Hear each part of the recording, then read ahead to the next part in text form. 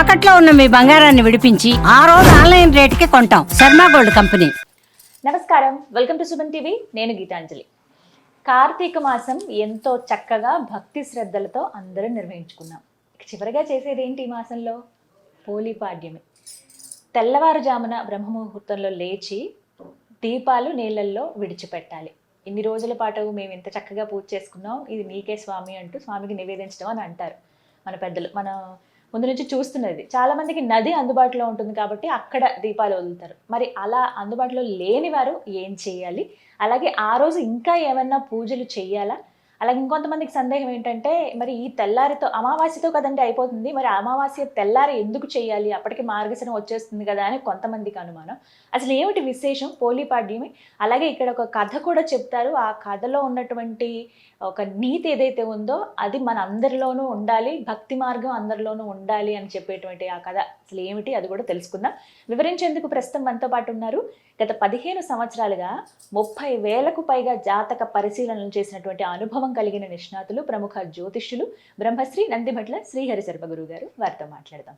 గురుగారు నమస్కారం అండి. వాగర్థ వివ సంపృక్తౌ వాగర్థ ప్రతిపత్తయే జగతః పితరౌ వందే పార్వతీ పరమేశ్వరౌ.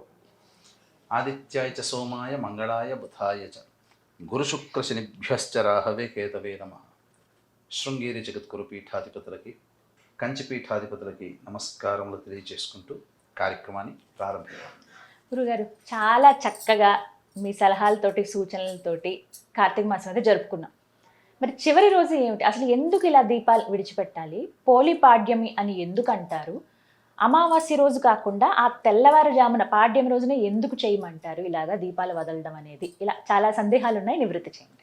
తప్పకుండానమ్మా. అంటే మనకు ఈ పోలి స్వర్గముకు వెళ్ళినటువంటి రోజు అన్ని నెల రోజుల పాటు ఆచరించిన పుణ్య ఫలితం చేత మార్గశిర మాసం మొదలవ్వగానే బొందితో స్వర్గానికి వెళ్ళింది అని చెప్పి, అంటే దీని నీతి ఏంటంటే నెల రోజుల పాటు నియమనిష్టలతో గనక ఉన్నట్లయితే ప్రతి వ్యక్తి కూడాను తన యొక్క సంకల్పం నెరవేరుతుంది అని చెప్పే ఉద్దేశ్యమే ఈ యొక్క కథ యొక్క అంతరార్థం అమ్మా.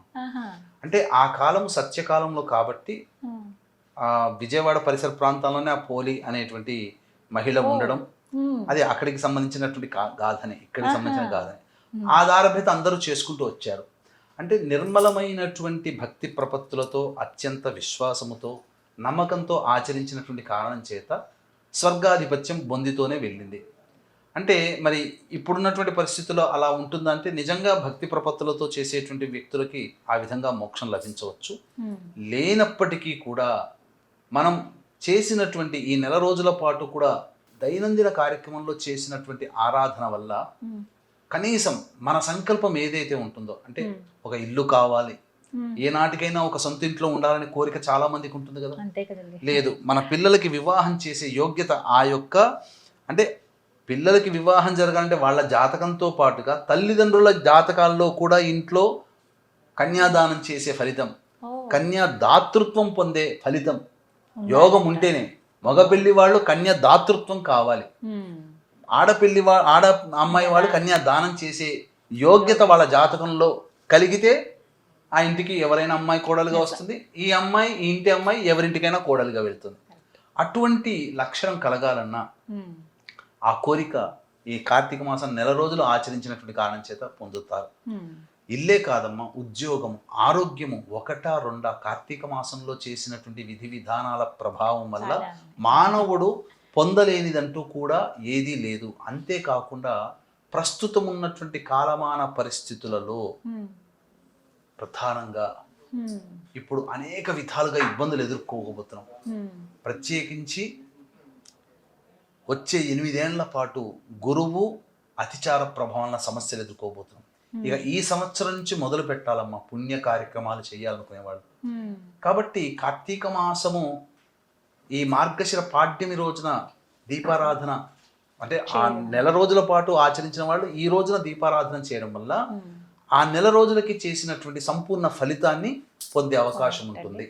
అంటే మనకు చెప్పబడినటువంటిది ఏంటంటే అందరికీ తెలిసిందే, కానీ పోలి స్వర్గం రోజున, పోలిపాడ్యమి రోజున ఖచ్చితంగా ఈ గాథని తలుచుకుంటూ చెయ్యాలి. ఎందుకంటే ఆ మహిళకి పొందినటువంటి పుణ్యంలో మనకంటూ ఇప్పుడు వరలక్ష్మి వ్రతంలో ఆచరిస్తున్నారు, ఆమె పేరు తలుచుకుంటున్నారు. చారుమతి. చారుమతి గురించి ఎక్కువగా ప్రతి వ్రతంలో తలుచుకుంటారు. అవును. ఎందుకు తలుచుకుంటారు? ఆమెకు పొందిన భాగ్యంలో యుగ యుగాలుగా తలుచుకొని చేయడం వల్ల మాకు అటువంటిది. అలాగే పోలమ్మకి ఉమ్.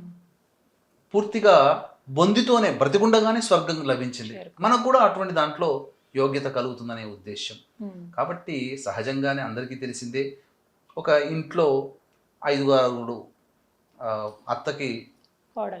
కొడుకులు కోడళ్ళు ఉంటారు. అందులో అందరికంటే చిన్నది పోలమ్మ. ఉమ్. ఆమెని చిన్నది కాబట్టి చిన్న చూపే, ఉమ్.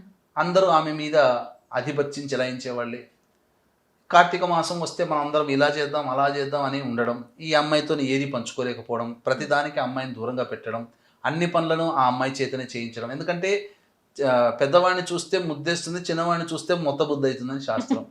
కాబట్టి చిన్నవాళ్ళు అందరికీ లోకుగానే కనబడతారు. ఆ కారణం చేత చిన్న కోడలు తన తోటి కోడళ్ళకి అత్తలకి అందరికీ లోకు కనబడడం, ఏది పంచుకోలేకపోవడం వల్ల ఆ మంచి రోజు కోసం ఎదురు చూస్తున్నట్టుగానే అత్త కోడళ్ళు ఎదురు చూస్తారు, కానీ చిన్న కోడలు కూడా ఎదురు చూస్తుంది. ఉమ్. అందరూ చక్కగా ప్రతిరోజు నది స్నానానికి వెళ్ళి రావడం, ఎందుకంటే విజయవాడ పరిసర ప్రాంతంలోనే ఈ కథ సంబంధించిన మూలం ఉన్నది కాబట్టి ఉమ్. అక్కడ ప్రతిరోజు నదికి స్నానం చేయడం, ఈమెను తీసుకోలేకపోవడం, బండెడు చాకిరీ పని అప్పగించడం, అయ్యో నేను చేసుకోలేకపోతున్నాను అని చెప్పి బాధపడుతుండడం. కానీ ఆ బాధలో కూడా మనసుంటే మార్గం ఉంటుంది అనేటువంటి విషయం తెలుసుకోవడం. ఆ కారణం చేత ఆ మజ్జిగ చిలుకుతారు కదమ్మా, ప్రతిరోజు మజ్జిగ చిలికేది. కాబట్టి ఆ మజ్జిగ కవ్వానికి అంటినటువంటి వెన్నని ఆ ఇంట్లో మొలిచినటువంటి పత్తి చెట్టుకి తీసి అప్పటికప్పుడు తీసి భక్తిగా చేసి ఒక దీపారాధన చేసి ఆ దీపాన్నే విష్ణువుగా, దీపాన్నే ఈశ్వరుగా, దీపాన్నే అమ్మవారిగా భావిస్తూ మనస్సులో భావిస్తూ నియమం తప్పకుండా ప్రతిరోజు ఆచరించినటువంటి కారణం. ఈ కారణం చేత వాళ్ళకి ఆ అమ్మాయికి కబురు వచ్చేస్తుంది. పొద్దున తెల్లవారు లేవగానే యథాలాపంగా దీపారాధన చేస్తుంది, స్వర్గం నుంచి వస్తుంది. అత్తాకోడలు కూడా వస్తారు, మా కోసమే కదా వచ్చిందని చెప్పి ఆరాట పడతారు. కాదు కాదు మీరు కాదు ఎక్కాల్సింది, పోలమ్మ ఎక్కాలి, ఆమెకి ఆ యోగం అని. అంటే మేమందరం నెల రోజుల పాటు మేము చేశాం కదా, మాకు దక్కాలి కదా అనడం, ఆ పోలమ్మని కూర్చోబెట్టుకోవడం, ఆమె కాదు మేము ఉండాలి, మేము కూడా వస్తాం నీతో పాటునే ఆ యొక్క రథం చూళ్ళు పట్టుకోవడం, తర్వాత ఆ యొక్క రథసారథి తొలగించడం, బొందితోనే స్వర్గానికి వెళ్ళింది. అంటే దీని యొక్క నీతి అంటే, ఈ యొక్క కార్తీక మాసంలో ఎవరైతే విధి విధానాలని నియమాల్ని పాటించి అంతిమంగా ఆ పాడ్యమి రోజున ఇక నేను చేసిన దానికి స్వస్తి నాకు అనుగ్రహించు అని చెప్పి ఈ యొక్క సంబంధించినటువంటి దీప ఆరాధన నీతిలో వదలడం అనేది సూర్యోదయ కాలం అనగా సూర్యోదయం కంటే ముందే చెయ్యాలి. ఇప్పుడు చాలా మందికి నది అందుబాటులో ఉండదండి, వారు మరి ఎలా చేయాలంటే ఇంట్లో ఒక బకెట్ కానీ ఏర్పాటు చేసుకోవచ్చు, లేదా ఒక టబ్ ఏర్పాటు చేసుకోవచ్చు. ఏర్పాటు చేసుకుని అరటి డొప్పల్లో కానీ లేకపోతే ఆకు డొప్పల్లో కానీ చిన్న ఒత్తిని వెలిగించి ఆ యొక్క పోలీస్ వర్గం సంబంధించినటువంటి కథని మనస్సులో స్మరించుకుంటూ ఆ యొక్క దీపాన్ని వదలడం, ఇది చేసుకుంటే చాలమ్మా. ఇంకా అక్కడితో పూర్తయిపోయినట్టే. ఇంకా చాలా మిగతా రోజులంతా కూడా శివనామస్మరణ చేసుకోవచ్చమ్మా. అందుకనే ఈ మార్గశిర మాసం ప్రారంభమైపోతుంది. అంతే కదా, మార్గశిర మాసములో షష్ఠి తిథి సుబ్రహ్మణ్య షష్ఠి అని అంటారు. కరెక్ట్ గా వారానికే వస్తుంది. కాబట్టి 21వ తారీఖు పాడ్యమి, 21, 22, 23, 24, 25, 26వ తారీఖు, నవంబర్ 26వ తారీఖు సుబ్రహ్మణ్య షష్ఠి. కాబట్టి సంతానం కోసం ఎదురు చూసేటువంటి వ్యక్తులు ఈ సుబ్రహ్మణ్య షష్ఠి రోజున విశేషంగా సుబ్రహ్మణ్య స్వామి ఆరాధన చేస్తే, అలాగే సర్ప పూజ చేసిన విశేషమైనటువంటి పుణ్య ఫలితం కలుగుతుందమ్మా. కాబట్టి వీక్షించేటువంటి ప్రేక్షకులు కూడా ఈ నవంబర్ 26వ తారీఖు రోజున మార్గశిర శుద్ధ షష్ఠి, సుబ్రహ్మణ్య షష్ఠి అంటారు. ఆ రోజున ఈ యొక్క సర్పదోష నివారణ పూజల హోమాలు అనేటువంటివి జరిపించడం జరుగుతుంది. అవకాశం ఉన్న వాళ్ళు ఈ కార్యక్రమంలో మీ గోత్రనామాలను నమోదు చేసుకోవచ్చు. చక్కగా వివరించారండి, ధన్యవాదాలు గురువు. సర్వం శ్రీ ఉమామహేశ్వర పరబ్రహ్మార్పణమస్తు.